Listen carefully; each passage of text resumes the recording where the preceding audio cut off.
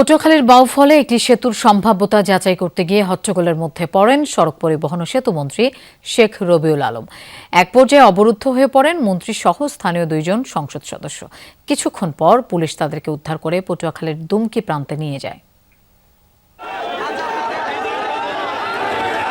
দুই পক্ষের হাতাহাতির মধ্যে আটকা ক্ষমতাসীন দলের মন্ত্রী, অবরুদ্ধ স্থানীয় দুই সংসদ সদস্য। ঘটনাটি পটুয়াখালীর বাউফল উপজেলার। স্থানীয় বিএনপি নেতাকর্মীদের অভিযোগ, সেতু মন্ত্রীর আগমনকে কেন্দ্র করে বগা প্রান্তে সমাবেশের আয়োজন করেন পটুয়াখালী 2 আসনের জামায়াতের সংসদ সদস্য ডক্টর শফিকুল ইসলাম মাসুদ ও তার অনুসারীরা। সেই মঞ্চে ব্যানারে প্রধানমন্ত্রীর ছবি না থাকায় ক্ষোভ প্রকাশ করে বিএনপি নেতাকর্মীরা। দুমকি থেকে বগা যেতে ফেরিতে চড়েছিলেন সড়ক পরিবহন ও সেতুমন্ত্রী এবং স্থানীয় দুই সংসদ সদস্য। ব্যানারের খবর ছড়িয়ে পড়লে সেই ফেরিতেই এক দফা বিএনপি ও জামাত নেতাকর্মীদের মধ্যে হাতাহাতি হয়। পরে ফেরি থেকে নামার পর দুই পক্ষ মুখোমুখি অবস্থান নিয়ে স্লোগান দিতে থাকে।